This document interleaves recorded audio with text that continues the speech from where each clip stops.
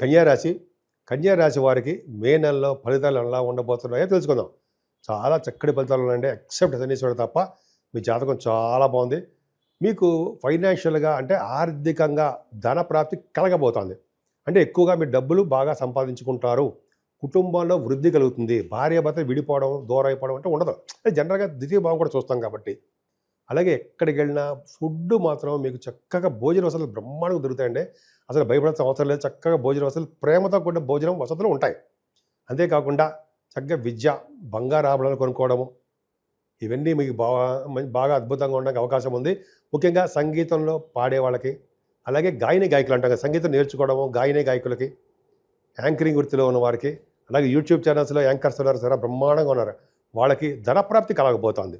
అంతేకాకుండా short journeys ఎక్కువ చేసేస్తారంటే మీరు చేయడం కాకుండా మీ తోబుట్టువులకి వాళ్ళకి ఎలా ఉన్నారు, వాళ్ళకి ఫైనాన్షియల్ స్టేటస్ ఎలా ఉంది కనుక్కుంటూ ఉంటారు. ధైర్యం ఎక్కువ, విక్రమస్థానం ఎక్కువగా, ముందుగా విక్రమస్థానం కాబట్టి బాగా పరాక్రమవంతులుగా ఉండడానికి అవకాశం ఎక్కువ ఉంది. ఏదైనా చదువు విషయంలో ఏమాత్రం ఇబ్బంది పడరు, కాంప్రమైజ్ కారు, దూసుకుపోయే తత్వంలో ఉంటారు. అలాగే తల్లిగారికి ప్రేమాభిమానాలు నిండుగా మీ మీద ఉండబోతున్నాయి. తల్లిగారికి బాగుంటుందండి. ఆర్థిక పరిస్థితి కూడా అద్భుతంగా ఉంటుంది. అంతేకాకుండా సంగీతంలో బాగా విశేష ప్రతిభ కనబరుస్తారు.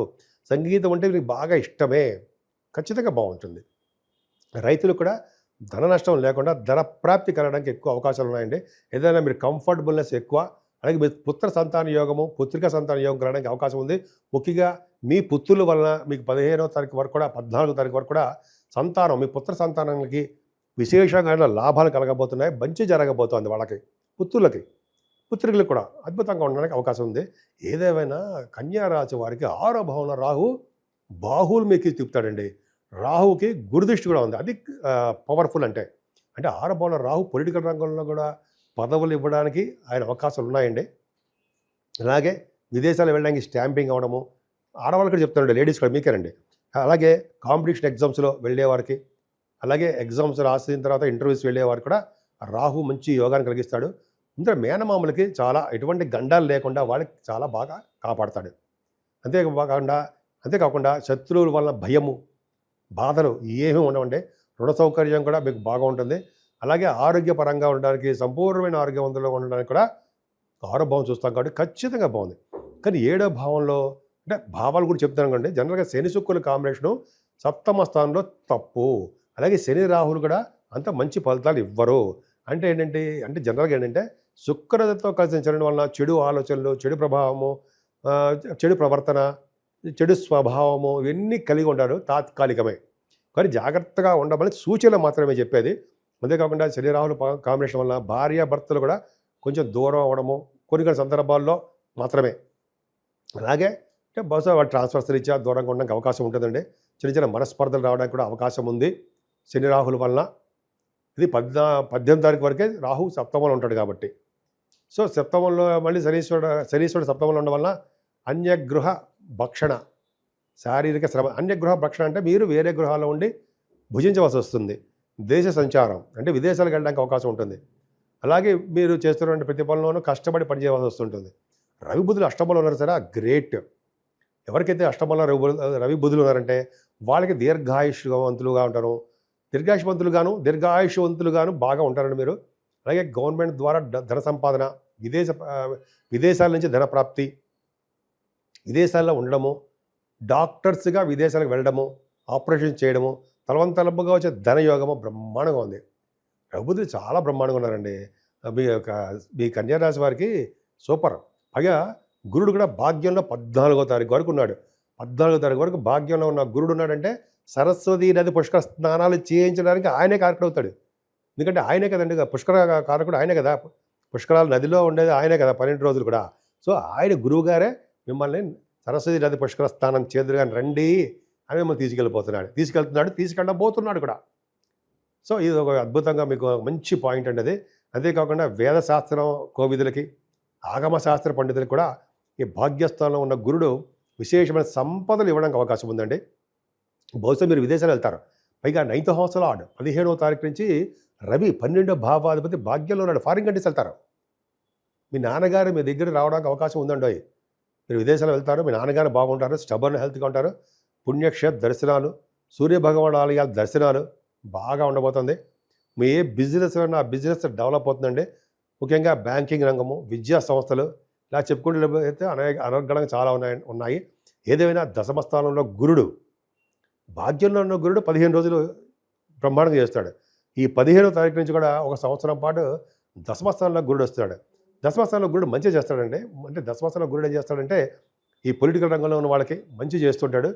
దశమంలో గురుడు కూడా కొంతమంది రాజకీయ రంగంలో ఉన్న వాళ్ళకి ఇందాక చెప్పినట్టు పొలిటికల్ రంగంలో ఉన్న వాళ్ళని చెప్పాను కదా, అలా కాకుండా మిగతా వాళ్ళకి వేదశాస్త్రం ఉన్న వాళ్ళకి, అడ్వకేట్స్కి, అలాగే మంచి కాస్ట్ అండ్ ఫైనాన్స్ అకౌంట్స్లో ఉంటారు సరే ఆడిటర్స్, వాళ్ళకి గురు ప్రభావం బాగా ఉంటే అద్భుతంగా రాణిస్తారండి వాళ్ళు.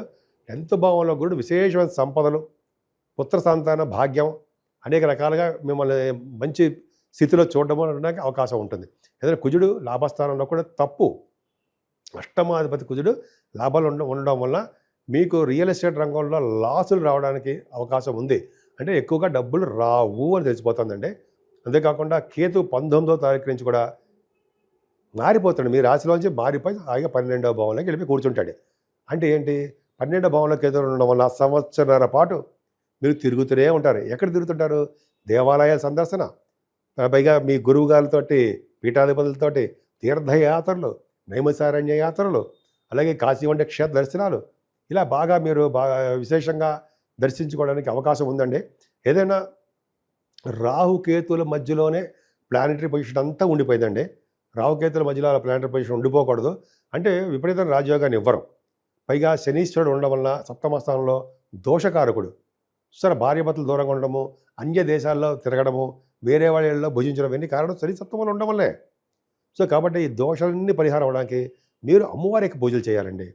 అమ్మవారి పూజలు చేయడం వల్ల, అంటే దుర్గా అమ్మవారి పూజించడం వల్ల, అలాగే మీకు వీలుంటే కాళహస్తి, శ్రీకాళహస్తి వెళ్ళడం వల్ల, రాహుకేతులు పూజ చేయించుకోవడం వల్ల చాలా మంచి జరుగుతుంది. ఏదైనా పుష్కర స్థానం ఈ నెల 15వ తారీఖు నుంచి సరస్వతి అమ్మవారి జ్ఞానాన్ని అభివృద్ధి చేసే ఆవిడ ఆ స్థానం, సరస్వతి స్థానం కాబట్టి మీరు చెయ్యండి. 12 రోజులు ఏ రోజులు వెళ్ళి చేసినా బ్రహ్మాండంగా ఉంటుంది. మీకు ఖచ్చితంగా మీకు కన్యారాశులకు ఉంది, వెళ్తారు, గురుడే తీసుకెళ్తాడు మిమ్మల్ని.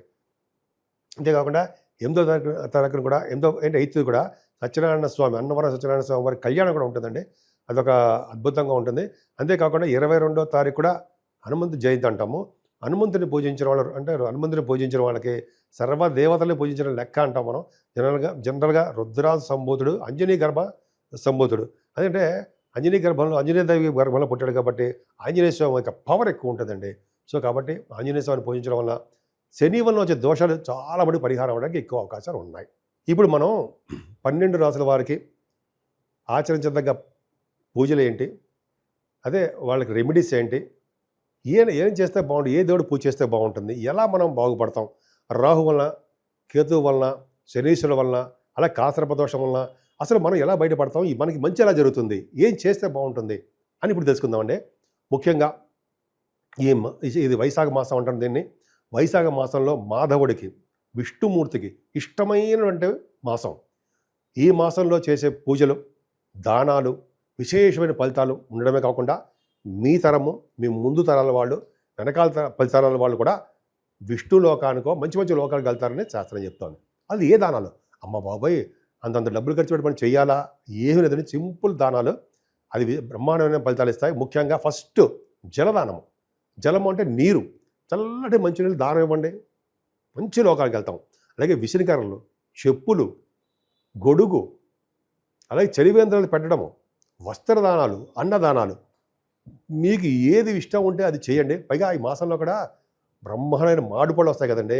ఒక సద్బ్రాహ్మణుడికి, వేద పండితుడికి ఇవన్నీ పిలిచి దానం ఇవ్వండి. ఒక బ్రాహ్మణి ఇంటికి పిలిచి, మనం నేత ప్రతిసారి అలా చేస్తుంటాను నేను. బ్రాహ్మణి వేద పండితుని పిలిచి చక్కటి భోజనం పెట్టి ఆయనకి వస్త్రము, చెప్పులు, అలాగే గొడుగు, నీళ్లు, ఉదకదానం అంటారు కదా, కుండలో నీళ్లు పెట్టి ఇస్తాం, అది, అలా విసిరికర్ర, అలా దానాలు ఇవ్వడం వల్ల అంటే మన పితృదేవతలు సంతోషిస్తారట. సంతోషించడమే కాకుండా మన అందరికీ కూడా మంచి సంతానం పుట్టడము, పెళ్ళిళ్ళు అవ్వడము, అలాగే ఎటువంటి ప్రాబ్లమ్స్ లేకుండా మంచిగా దీవించి వెళ్తారట.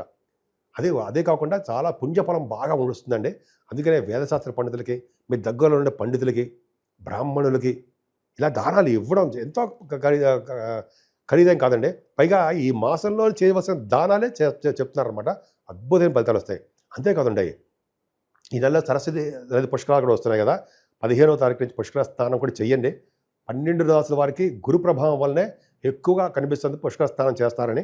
అలాగే రాహు వలన, కేతు వలన వచ్చే దోషాలు ఏమేమి తక్కువగా ఉంటాయి.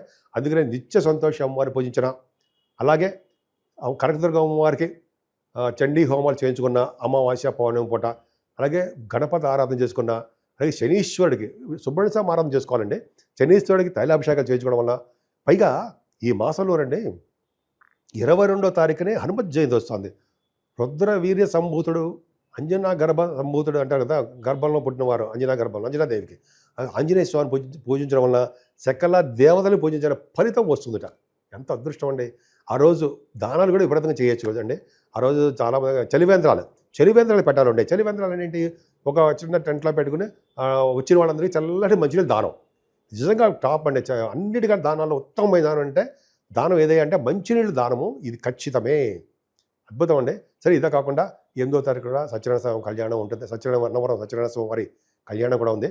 సో ఈ విధంగా మనకి ఏది వీలుంటే భగవంతుడు మనకి ఆ సంకల్పం వేధిస్తే, ఆ ఈ పరమేశ్వరుడు మనకి ఏ సంకల్పం చేస్తే ఆ పూజలు చేసుకోవడం వల్ల, ఆ దానాలు చేసుకోవడం వల్ల విశేషమైన శుభఫలితాలు 12 రాసుల వాళ్ళకి ఉండి తీర్థంలో సందేహం లేదు. పైగా ఈ నెలలో గురుడు మారడము, రాహు మారడము, కేతు మారడం వల్ల విశేషమైన సంపదలు, అలా మంచి యోగాలు కలగడమే కాకుండా పైగా ఇదే మనల్లో కూడా పుష్కర స్నానాలు చేయడం వల్ల అద్భుతమైన ఫలితాలు, పుణ్యలోక ప్రాప్తులు కలగడాలు అంత అద్భుతంగా ఉన్నాయండి.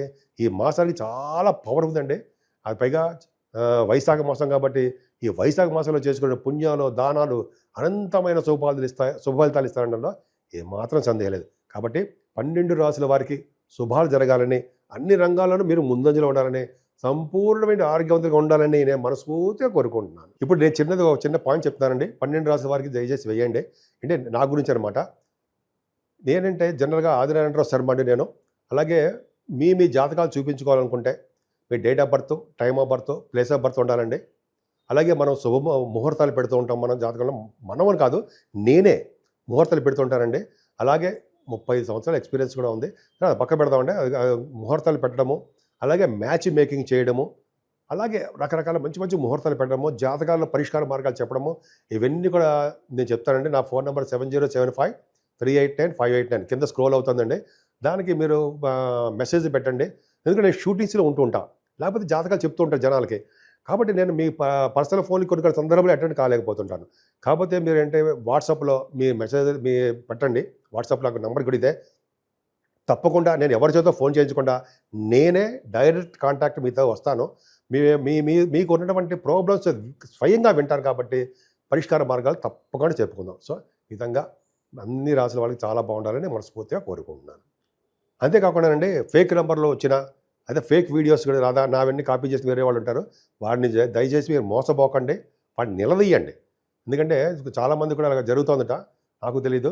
సో నేనే మన ఆది ఆశ్రయాలు తప్ప ఎవరు చెప్పరండి. ఎవరికి కూడా నేను ఇవ్వలేదు. కాబట్టి మన ఆది ఆశ్రయాల తరపున మనమే చేస్తాం తప్ప వేరే వాళ్ళకి ఇచ్చాము, మాకు పంపించండి అని ఫేక్ వీడియోలు, ఫేక్ కాల్స్ వస్తుంటాయి. దయచేసి నమ్మద్దని నా ప్రార్థన.